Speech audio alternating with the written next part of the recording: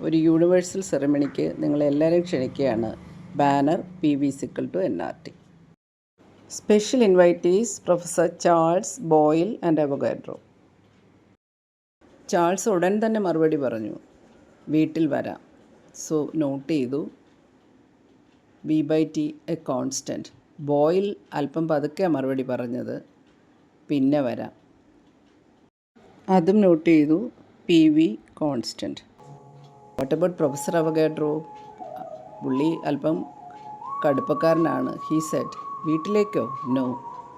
അതിനും തീർപ്പായി.